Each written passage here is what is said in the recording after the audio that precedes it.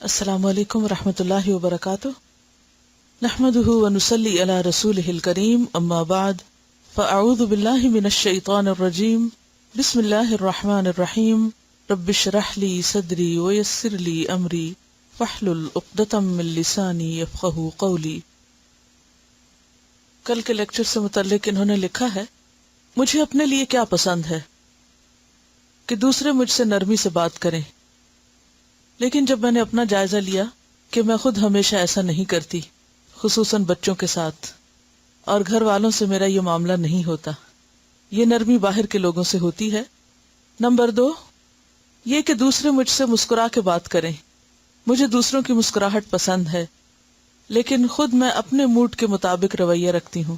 Mood اچھا ہے تو سب سے ہنس کر خوشی سے بات کی، جب موڈ اچھا نہیں تو یہ سنت بھی یاد نہیں رہتی۔ نمبر 3، مجھے اپنی تعریف پسند ہے۔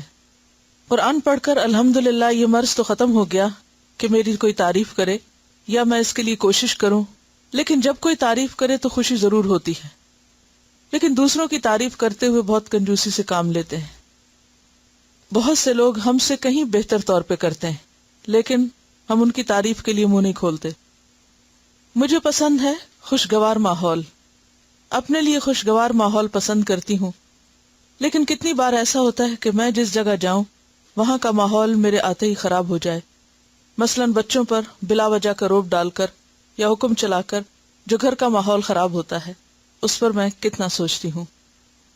نمبر 5، اچھی مہذب گفتگو مجھے پسند ہے، لیکن خود بولتے ہوئے اس کا خیال نہیں رکھتی، خصوصاً غصے کے موقع پر۔ نمبر 6، اچھا کھانا پینا، پہننا اوڑھنا مجھے پسند ہے اپنے لیے، لیکن کیا اتنا ہی دوسروں کے لیے بھی پسند ہے؟ نہیں، اور جن کے پاس یہ نہیں ان کے لیے کوئی غم یا فکر بھی اس لیول کی نہیں جتنی اگر خدا نہ خواستہ یہ چیزیں میرے پاس نہ ہوتی تو مجھے اپنے لیے غم ہوتا۔ اسی طرح میں نے ایک لسٹ بنائی کہ مجھے اپنے لیے کیا پسند نہیں۔ اس کا جائزہ لیا تو بہت فرق پایا۔ نمبر 1، اونچا بولنا۔ دوسروں کا بہت اونچا بولنا مجھے بالکل پسند نہیں، لیکن جذبات میں بہہ کر غصے کے وقت میں خود بھی یہی کر رہی ہوتی ہوں۔ نمبر 2، دوسروں کا غصہ کرنا، کہ کوئی مجھ پہ غصہ کرے مجھے پسند نہیں، لیکن جب میں غصہ کرتی ہوں تو یہ دوسروں کے لیے کتنا ناگوار ہوتا ہوگا، میں یہ کم ہی سوچتی ہوں۔ نمبر 3، لڑائی جھگڑا۔ لڑائی جھگڑا مجھے پسند نہیں، لیکن کہیں بحث مباحثہ اس حد تک طول تو اختیار نہیں کرتے کہ میں بھی یہی کام کرنے لگوں۔ Number 4، حکمرانہ tone. دوسروں کا ہر وقت آرڈر کرنے والا لہجہ مجھے پسند نہیں، لیکن مجھے اپنا جائزہ لینے کی بہت ضرورت ہے، خاص طور پر بچوں سے۔ کس قدر اپنا حق سمجھ کر بغیر خیال کیے ان کو ایک کے بعد ایک آرڈر دیے چلے جاتے ہیں، اور یہ خیال نہیں کرتے کہ وہ بھی ہمارے جیسے ہی جذبات رکھتے ہیں۔ حسد، بغض، کینہ، یہ رویے مجھے پسند نہیں، لیکن یہ وہ منفی رویے ہیں جو چور دروازوں سے دل میں جگہ بنا لیتے ہیں، خصوصاً جب زیادہ جائزہ لینے کی ضرورت ہے۔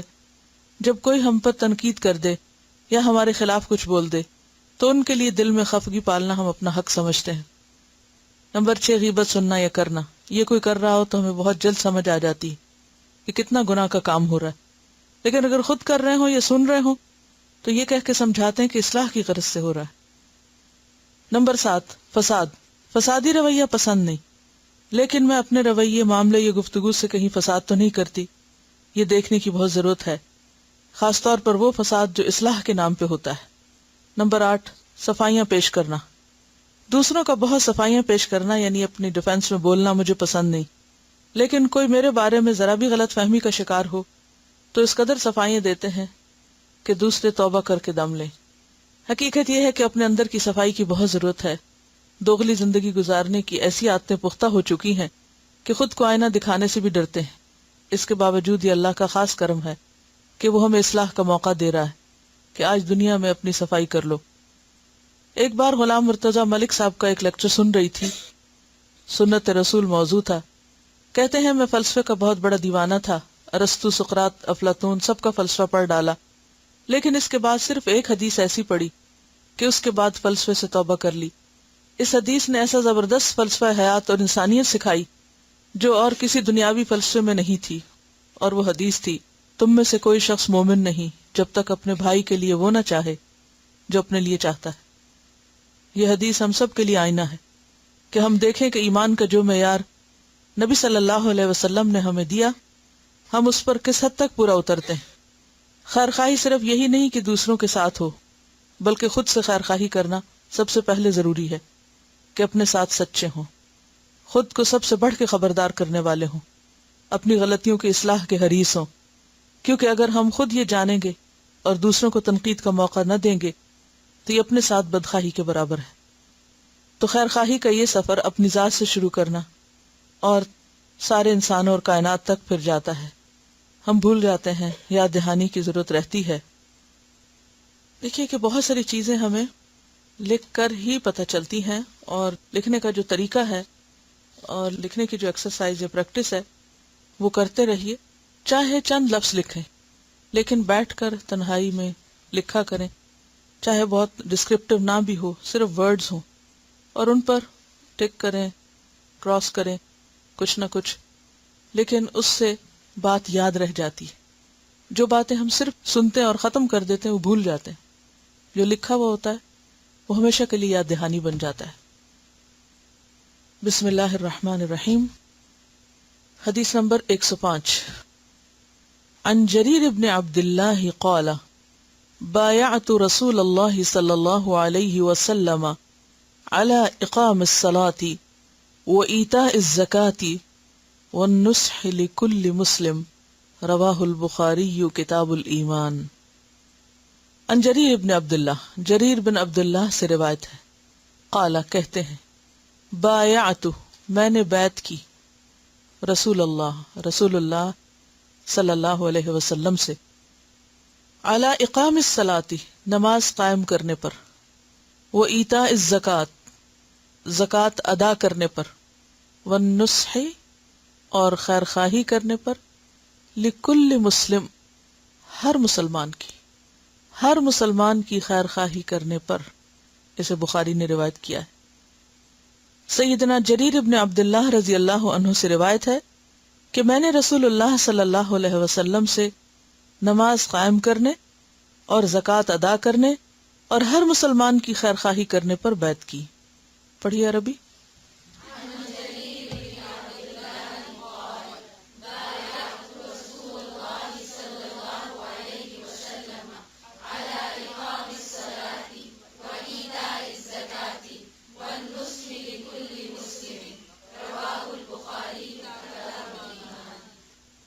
جریر بن عبداللہ اپنے بارے میں کہتے ہیں کہ میں نے بیعت کی۔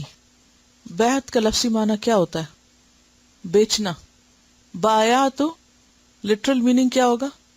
میں نے بیچ ڈالا، میں نے سودا کر لیا۔ مراد اس سے کیا ہے؟ پکا عہد، پکا وعدہ جو زندگی کے آخری دم تک نبھایا جائے گا۔ بایعت رسول اللہ صلی اللہ علیہ وسلم، میں نے رسول اللہ صلی اللہ علیہ وسلم سے بیعت کر لی، عہد کر لیا۔ کس بات پر؟ اقامت صلاۃ پر، ایتاء زکوٰۃ پر، جو دونوں اسلام کے بیسک پلرز میں سے ہیں، عبادات میں سے ہیں، اور اس کے ساتھ ساتھ حقوق العباد، والنصح لکل مسلم، ہر مسلمان کے ساتھ خیر خواہی، کوئی بھی ہو، گورا ہو، کالا ہو، عورت ہو، مرد ہو، بوڑھا ہو، بچہ ہو، دوست ہو، کوئی بھی ہو، ہر ایک کی بھلائی چاہنا۔ ویسے تو ہر ایک پر یہ بات لازم ہے کہ وہ ایسا ہی کرے، لیکن جب کوئی شخص اس بات کو اپنی زندگی کا مشن بنا لیتا ہے اور اپنے ساتھ پکا عہد کر لیتا ہے تو پھر وہ بات بھولتا نہیں ہے۔ نماز ادا کرنا سب پہ فرض ہے، سب کرتے۔ زکوٰۃ جو بھی صاحب حیثیت اس کو ادا کرنی ہے، لیکن عام طور پر ہم دین کس کو سمجھتے ہیں؟ صرف عبادات کی ادائیگی کو۔ کسی کے دیندار ہونے کے لیے ہم کیا کہتے ہیں؟ فلاں نمازی ہے، فلاں بہت سخی ہے، صدقہ خیرات خوب کرتا ہے، لیکن اس کے دل کا کیا حال ہے؟ بندوں کے ساتھ اس کا رویہ اور معاملہ کیا ہے؟ عموماً اس کی طرف توجہ نہیں دی جاتی۔ تو دین کے شاعر، دین کی پہچان صرف نماز اور زکوٰۃ نہیں، یہاں نماز اور زکوٰۃ ہی کے برابر ہر مسلمان کی خیرخواہی کو رکھا گیا ہے۔ یہ بھی دینداری۔ اور خاص طور پر اگر پچھلی حدیث کو سامنے رکھا جائے الدین النصیحہ، کہ دین تو ہے ہی خیر خواہی کا نام، دین تو کہتے ہی خیر خواہی کو ہے، یا دوسرے لفظوں میں خیر خواہی کے بغیر دین کا کوئی کانسیپٹ نہیں، تو اس سے اندازہ ہوتا ہے کہ دوسرے کے لیے اچھا چاہنا کس قدر ضروری ہے۔ اگر کوئی عبادات میں تو بہت پابندی کرتا ہے لیکن دلوں میں بغض پالے ہوئے ہے، دوسروں کی نفرت ہے، حسد ہے، دوسروں کو نقصان پہنچانے کے عزائم ہیں، تو ایسی عبادات دین کو مکمل نہیں کرتی، یہ ادھورا دین ہے۔ لہذا بے حد ضروری ہے کہ انسان اپنے اندر کا جائزہ لے کہ اس کے دل میں دوسروں کے لیے کیا جذبات ہیں، کیا سوچ ہے۔ اس سے یہ بھی پتہ چلتا ہے کہ مسلمانوں کے آپس کے تعلقات کیسے ہوتے ہیں۔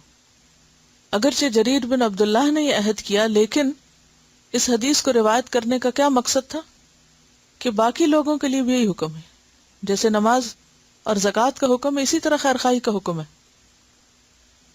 ایک اور حدیث اس کی مزید وضاحت کرتی ہے کہ تری المؤمنین فی تراحمہم وتوادہم وتعاطفہم کمثل الجسد اذا اشتکى عضو تداعى له سائر الجسد بالسہر والحمى، کہ مومنوں کی باہم رحمت، محبت، شفقت اس کی مثال ایسے ہے جیسے ایک جسم ہو، جب ایک عضو کو تکلیف ہوتی ہے تو سارا جسم بخار اور سر درد کے ساتھ اس کا ساتھ دیتا ہے، باقیوں کو بھی تکلیف ہوتی، تو دوسرے مسلمان کی خیر خواہی کس طرح؟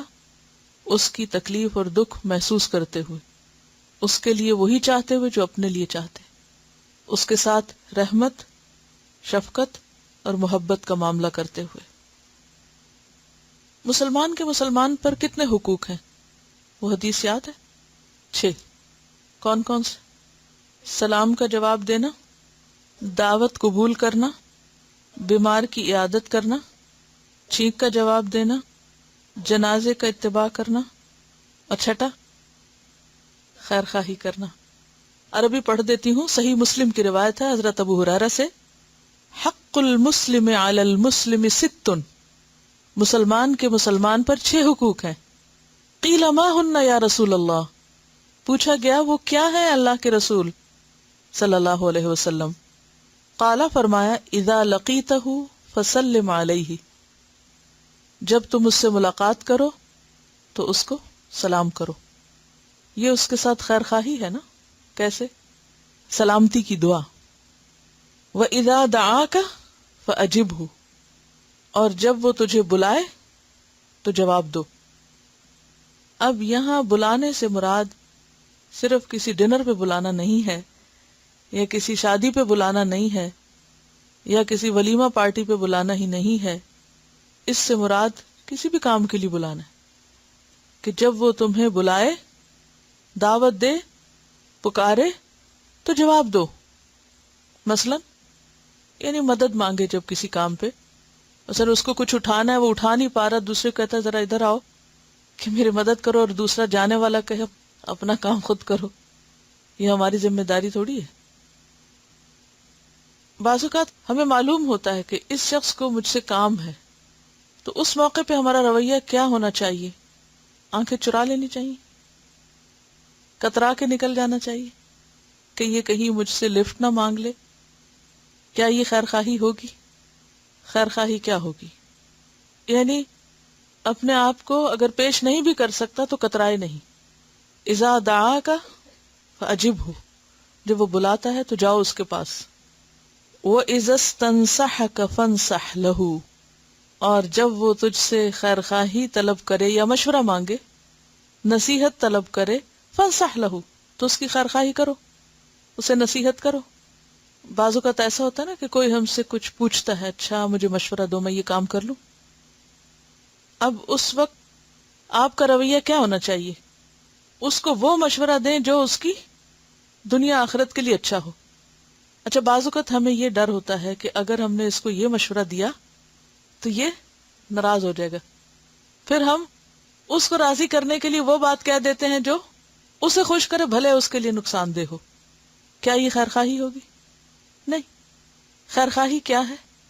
اسے وہ بتایا جائے جو اس کے لیے اچھا ہو، جو اس کے لیے فائدہ مند ہو۔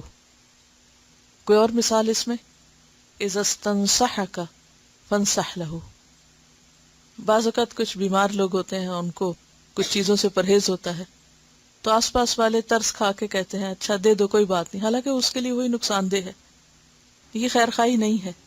خیر خواہی کیا ہے؟ کہ اچھے طریقے سے اس کا دل جوئی کر کے اس سے وہ کام چھڑا لیا جائے جو اس کے لیے نقصان دہ ہے۔ وَإِذَا عَطِسَ فَحَمِدَ اللَّهَ فَشَمِّتْهُ، اور جب وہ چھینک مارے اور الحمدللہ کہے تو تشمیت کرو، یعنی چھینک کا جواب دو، یرحمک اللہ کہو۔ وَإِذَا مَرِضَ فَعُدْهُ، اور جب وہ بیمار ہو جائے تو اس کی عیادت کرو۔ وَإِذَا مَاتَ، اور جب وہ مر جائے فَاتَّبِعْهُ، تو اس کے پیچھے جاؤ۔ یہ لفظی معنی ہے، تو اس کے پیچھے جاؤ، یعنی اسے قبرستان تک چھوڑ کر آؤ۔ مردوں کے لیے خاص طور پر حکم ہے کہ جنازے کے ساتھ چلو، کیونکہ جنازے کے آگے نہیں جاتے نا، جنازے کے پیچھے پیچھے جاتے ہیں۔ جیسے مہمان کو رخصت کرنے کے لیے دروازے تک جایا جاتا ہے، ایسے ہی دنیا سے جب کوئی رخصت ہو رہا ہو تو اس کو وہاں تک چھوڑ کر آؤ۔ یہ ہے خیر خواہی، کیونکہ اس وقت سب سے زیادہ اسے ہماری دعاؤں کی ضرورت ہوتی، کیونکہ زیادہ لوگ جنازے میں ہوں، زیادہ لوگ اس کو وہاں تک چھوڑ کر آئیں تو اس کے لیے بخشش اور بہتری کا سامان ہے۔ اگلی حدیث دیکھتے ہیں۔ عن ابی مسعود الانصاری قال جاء رجل الى النبي صلی اللہ علیہ وسلم فقال انی ابدع بی فاحملنی فقال ما عندي فقال رجل یا رسول اللہ انا ادلہ على من يحمله فقال رسول اللہ صلی اللہ علیہ وسلم من دل على خیر فلہ مثل اجر فاعلہ، رواہ مسلم کتاب الامارہ۔ عن ابی مسعود الانصاری، ابو مسعود انصاری سے روایت ہے رضی اللہ عنہ، قال کہتے ہیں جاء آیا، رجل ایک شخص، الی النبی صلی اللہ علیہ وسلم، نبی صلی اللہ علیہ وسلم کے پاس، فقال تو کہا، انی ابدع بی، بے شک میں ابدع بی، میرا جانور مر گیا ہے، یعنی مجھے حادثہ پیش آ گیا، فاحملنی، آپ مجھے سوار کرائیں، فاحملنی یعنی آپ مجھے اٹھا لیں، مطلب یہ کہ مجھے اپنی سواری پہ بٹھا لیں یا میرے لیے سواری کا بندوبست کر دیں۔ فقال، تو فرمایا، ما عندی، میرے پاس ہے نہیں، یعنی اس وقت ہے نہیں میرے پاس۔ فقال رجل، تو ایک شخص کہنے لگا جو مجلس میں بیٹھا ہوا یہ گفتگو سن رہا تھا، یا رسول اللہ، اے اللہ کے رسول صلی اللہ علیہ وسلم، انا ادلہ، میں اس کو بتاتا ہوں، میں اس کی رہنمائی کرتا ہوں، علی، اس پر، من یحملہ، جو اس کو اٹھا لے گا، پک کر لے گا، سوار کرا دے گا۔ فقال، تو فرمایا رسول اللہ صلی اللہ علیہ وسلم، رسول اللہ صلی اللہ علیہ وسلم نے، من دل علی خیر، جو کوئی رہنمائی کرے بھلائی پر، دل یدل، دلیل، دلالت، رہنمائی کرنا، فلہ، تو اس کے لیے ہے، مثل اجر فاعلہ، مانند اجر اس کے کر لینے والے کے، رواہ مسلم، اسے مسلم نے روایت کیا کتاب الامارہ میں۔ ترجمہ ہے، ابو مسعود انصاری رضی اللہ عنہ سے روایت ہے کہ نبی کریم صلی اللہ علیہ وسلم کے پاس ایک شخص آیا اور اس نے کہا میرا جانور مر گیا ہے، مجھے سواری دیجیے۔ آپ نے فرمایا میرے پاس سواری نہیں۔ تو ایک شخص بولا، اے اللہ کے رسول صلی اللہ علیہ وسلم، کیا میں اسے ایک ایسے شخص کے بارے میں بتاؤں جو اسے سواری دے؟ آپ نے فرمایا، نیکی کی رہنمائی کرنے والے کے لیے نیکی کرنے والے کے برابر اجر ہے، یعنی اتنا ہی اجر ہے گویا تم نے اس کو خود سواری دے دی۔ پڑھیے عربی۔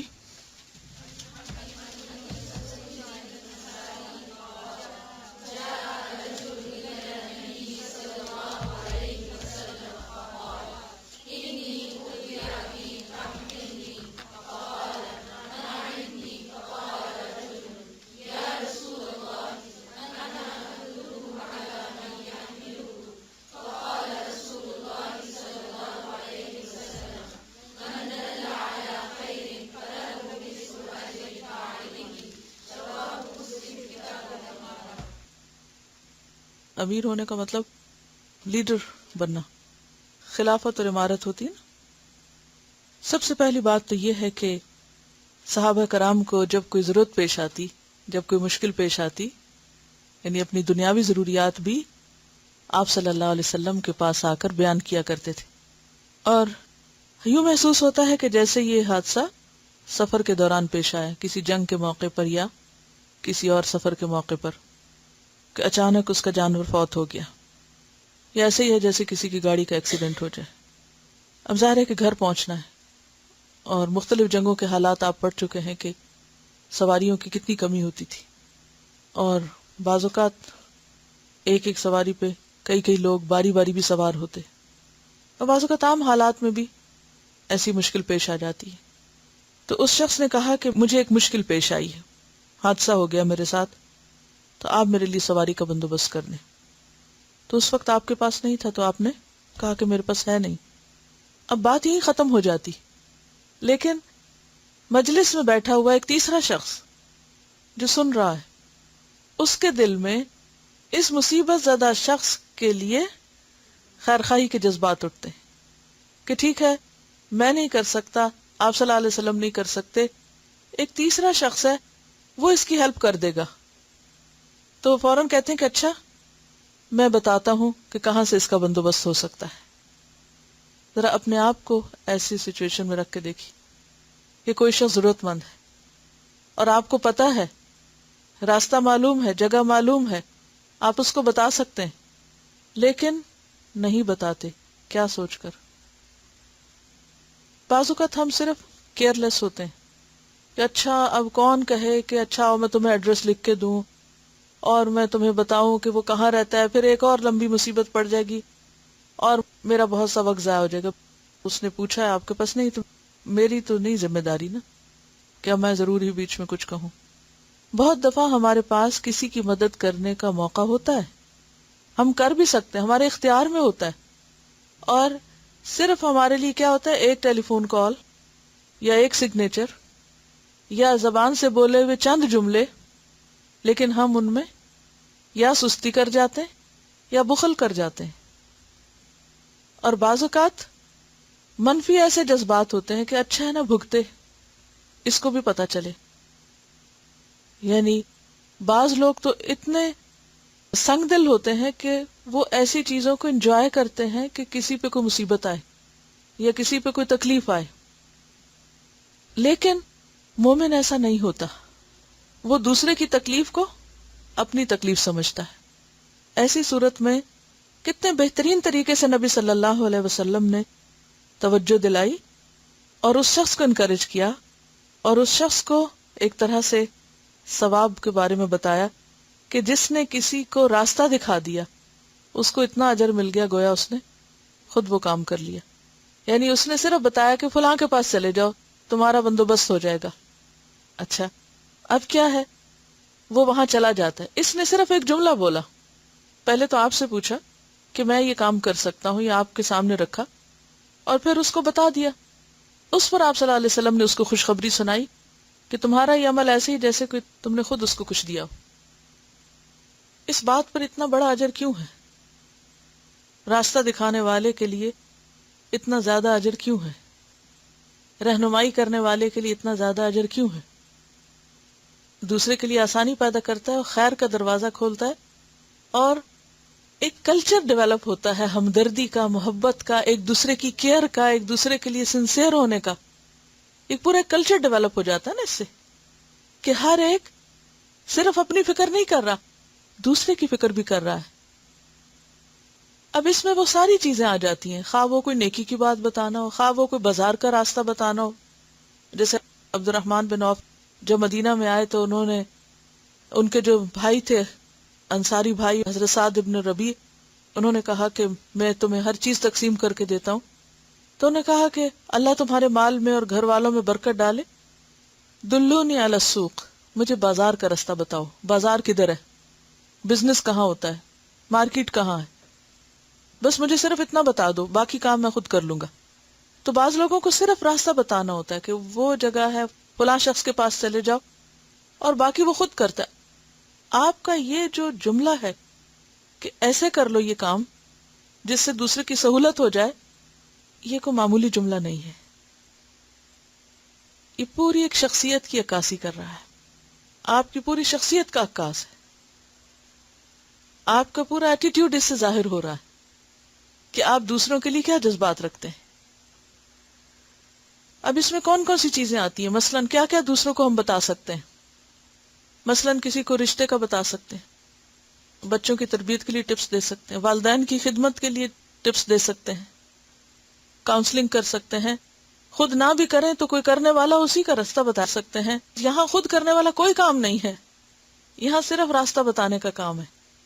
یہاں کوئی ایسا کام نہیں جو آپ کو خود کرنا ہے، یہاں بتایا جا رہا ہے صرف بتا دو دوسرے کو اور اجر گھر بیٹھے پالو. اس عمل کو آپ کس سے تشبیہ دیں گے؟ آپ دیکھیے کہ اس وقت یہ دنیا میں ایک بہت بڑا کاروبار بن چکا ہے. کنسلٹنسی جو ہے یا مشورہ، ڈاکٹر کی مشورہ فیس کتنی ہوتی ہے؟ صرف مشورہ ہے، اور ہر فیلڈ میں ہے. یہ ڈاکٹرز ہیں، انجینئرز ہیں، لائرز ہیں، سب کیا کام کر رہے ہیں؟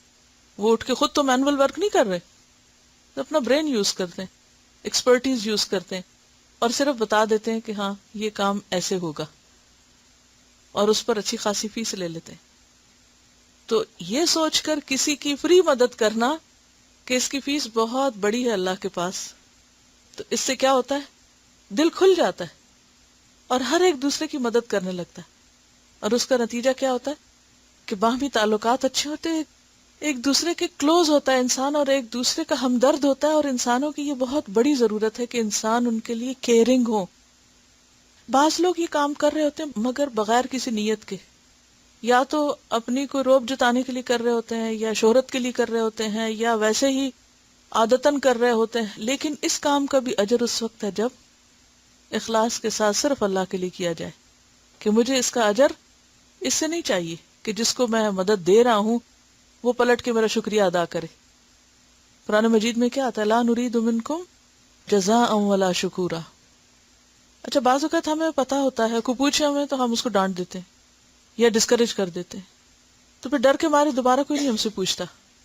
اچھا، اسی طرح یہ چھوٹی چھوٹی بات بتانا، اچھا یہ سوال ہے، اس کا کیا جواب ہے، اس کا روٹ کیا ہے، اس کا یہ کس پیج پر ہے، یہ حدیث کہاں سے ملے گی، وغیرہ وغیرہ. تو ہم کہتے ہیں اچھا آپ ہم قرآن کھولیں اور پھر ڈھونڈ کے بتائیں اس کو کہ کہاں ہے. ہاں، اگر تھوڑی سی تکلیف کر لیں اور نکال کے دوسرے کو دیں تو ایسا ہی ہے کہ جیسے آپ نے خود وہ کام کر لیا جو دوسرا کر رہا ہے، اور بے پناہ اس کا اجر ہے. اس کے بارے میں ایک چیز آپ سے شیئر کروں گی. بعض اوقات کوئی اچھی میل ہم پڑھتے ہیں، کوئی اچھی بات پڑھتے ہیں، پھر ہم اس کو دوسروں کو فارورڈ کر دیتے ہیں. اچھا، فارورڈ کرنے کا یہ کام بظاہر ایک معمولی کام لگتا ہے، لیکن کوئی بھی اچھی بات اگر دوسروں تک پہنچا دی جائے تو بعض اوقات وہ چیز اس کے لیے بہت فائدہ مند ہو جاتی ہے. اور پھر صرف وہ وہاں تک نہیں رہتی.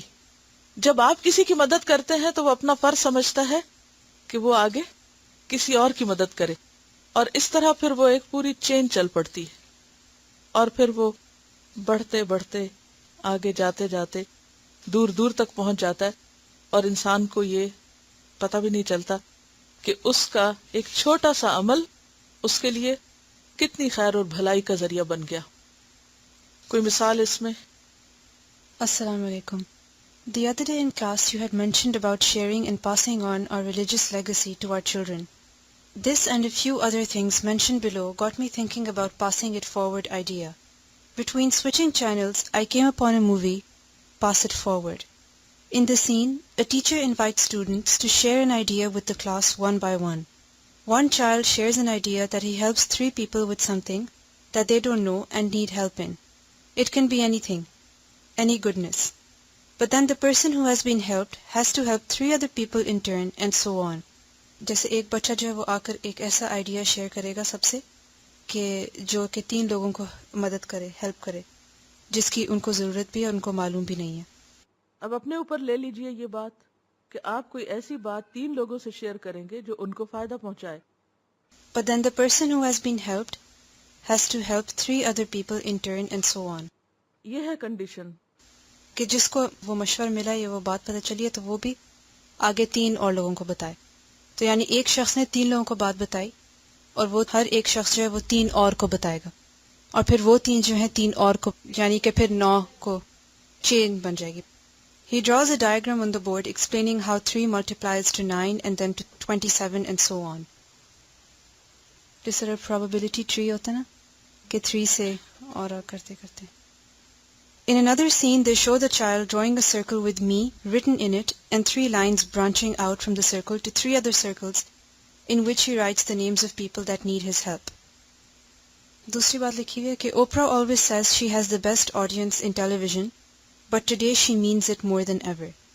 In October 2006, Oprah gave more than 300 audience members the opportunity to experience what she calls truly the best gift, the gift of giving back. During Oprah's favorite giveaway ever, each person in the audience received $1,000 to donate to a charitable cause of their choice. With only 1 week to fulfill the challenge, these amazing men and women hit the ground running. Armed with Bank of America debit cards and Sony DVD handycams, which they used to document their good deeds, the audience members started making headlines from Connecticut to California. What began as a simple idea quickly snowballed into a national movement. For 7 days, kindness swept the nation and Americans passed it on to perfect strangers, people in need, and even a few 4-legged friends, yani animals. We hope what started right here in our studios has only just begun. And then تیسری بات میں لکھی ہے کہ a relative of my husband helps educate people by paying their education expenses, but he asks them that when they will be self-sufficient after getting a job, they have to support a child's education. صرف خیر خواہی لانے کی دیر ہے، انسانوں کے لیے ہمدردی اور تڑپنے کی دیر ہے، پھر مشکل نہیں، پھر آپ کی زندگی کا یہ مشن بن جاتا ہے کہ کہاں کس کو فائدہ پہنچائیں. اور جب آپ سچے دل سے یہ شروع کرتے ہیں تو پھر اللہ کی مدد آ جاتی ہے، پھر ایسے ایسے دروازے کھلتے ہیں کہ آپ سوچ بھی نہیں سکتے. تو ہم میں سے ہر ایک کو خیر خواہی کے مختلف طریقے سوچنا ہے کہ کس طرح دوسروں کی بھلائی کریں، اور سب سے بڑھ کر کیا بھلائی ہو سکتی ہے کہ ان کی آخرت کو بہتر بنانے کے لیے کوشش کی جائے. اب دیکھیے کہ جب انسان کوئی نیکی کا کام کرتا ہے تو بعض اوقات نیت خراب ہو سکتی ہے، بعض اوقات وہ اتنا اپ ٹو دا مارک نہیں ہو سکتا، کئی خرابیاں اس میں ہو سکتی ہیں. لیکن جب آپ خاموشی سے کسی کو رستہ دکھا دیتے ہیں اور آپ خود پیچھے، کسی کو پتہ بھی نہیں کس نے رستہ دکھایا، اور وہ کر لیتا ہے، تو یہ ایسا خاموش اجر آپ سمجھتے ہیں کہ جو شاید آپ خود کر کے نہ کر سکیں، کیونکہ ہر کام ہمارے بس میں نہیں ہوتا.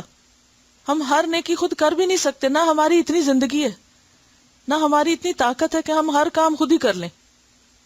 تو کام کو ڈیلیگیٹ کرنا، کام کا رستہ بتا دینا، اچھا تم کر لو، تم کر لو، فلاں کر لے، فلاں کر لے، وہاں سے یہ چیز ملے گی، وہاں چلے جاؤ. تو آپ دیکھیں گے کہ ایک تو آپ کو حقیقی خوشی ہوگی، دوسرے یہ کہ وہ جو کچھ اچھا کریں گے اس کا آپ کو ثواب ملتا جائے گا. تیسرا یہ کہ آپ کی ذمہ داریاں اور بوجھ کم ہوں گے. جب آپ ہر کام خود کرتے ہیں نا تو آپ کے اوپر ایسا پریشر پڑ جاتا ہے کہ پھر بعض اوقات اس پریشر کی وجہ سے آپ کام کر کے ضائع بھی کر دیتے ہیں، کبھی غصے میں آ کے، کبھی پریشان ہو کے، کبھی منہ سے کوئی لفظ ایسے نکال دیے. تو یہ جو ہمیں خاموش راستہ بتایا گیا ہے دوسروں کی بھلائی کرنے کا، خیر خواہی کرنے کا، بس صرف نشاندہی کر دو، فارورڈ کر دو، آگے کر دو. تو یہ ایک بہت ہی بہترین راستہ ہے جو ہمارے دین نے ہمیں دیا ہے، اور اتنا بڑا اجر اس پہ بتایا ہے کہ اتنا اجر ہے گویا تم نے خود کر لیا. اگلی حدیث دیکھتے، حدیث نمبر 107. عن انس ان النبی صلی اللہ علیہ وسلم قال من نصر اخاہ بظہر الغیب نصرہ اللہ فی الدنیا والآخرہ. رواہ البیہقی فی السنن الکبریٰ کتاب قتال اہل البغی. عن انس رضی اللہ عنہ سے روایت ہے، ان النبی صلی اللہ علیہ وسلم قال، نبی صلی اللہ علیہ وسلم نے فرمایا، من نصر، جس نے مدد کی، اخاہ، اپنے بھائی کی، بظہر الغیبی، غیبانہ طور پر. زہر کہتے ہیں پشت کو، اور غیب یعنی پیٹھ پیچھے مراد ہے، اس کو پتہ ہی نہیں، جس کی مدد ہو رہی، جس کا دفاع ہو رہا ہے. نصرہ اللہ، مدد کرتا ہے اس کی اللہ، فی الدنیا والآخرہ، دنیا اور آخرت میں۔ سیدنا انس رضی اللہ عنہ سے روایت ہے کہ نبی کریم صلی اللہ علیہ وسلم نے فرمایا، جس نے اپنے بھائی کی مدد اس کے پیٹھ پیچھے کی، اللہ تعالیٰ اس کی دنیا اور آخرت میں مدد فرمائے گا۔ عربی پڑھیے۔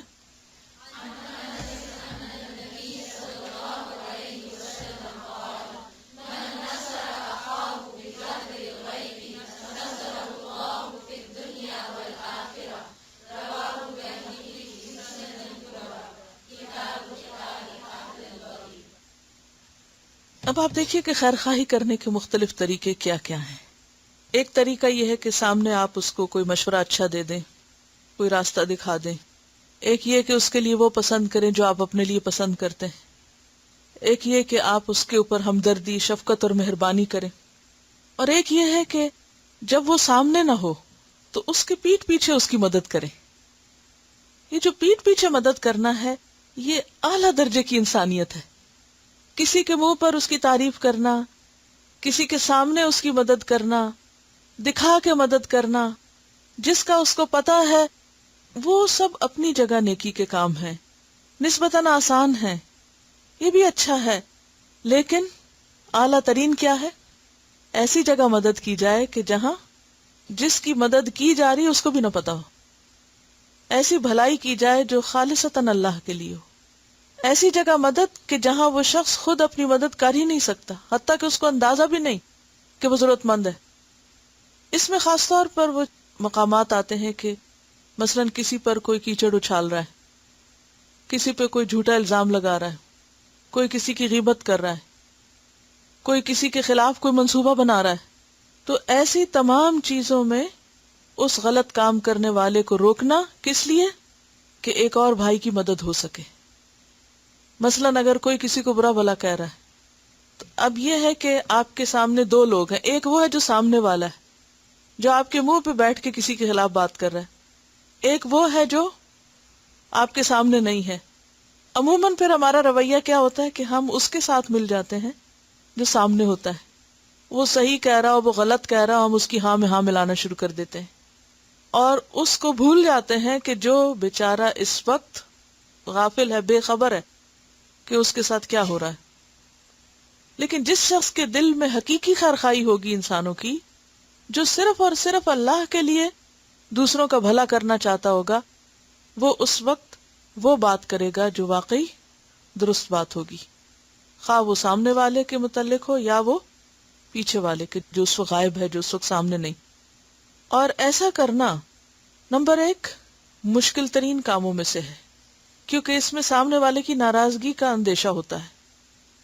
نمبر 2 اجر کے لحاظ سے بہت بہترین ہے، کیونکہ وعدہ کس بات کا ہے؟ اللہ کی مدد کا۔ کیسی مدد؟ دنیا میں بھی اور آخرت میں بھی۔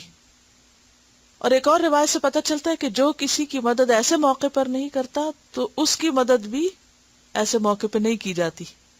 گویا اگر آپ کسی کی ہمدردی اس کی پیٹھ پیچھے کر رہے ہیں تو دراصل اپنا دفاع کر رہے ہیں، اپنی پیٹھ بچا رہے ہیں، اپنے پیچھے کی حفاظت کر رہے ہیں، کیونکہ اللہ آپ کے لیے ایسا سبب پیدا کر دے گا کہ آپ کو خبر بھی نہیں ہوگی، اور کوئی اٹھ کے ایک تیسرا شخص آپ کی اس وقت مدد کرے گا جب آپ اپنی مدد خود کر بھی نہ سکتے ہوں گے۔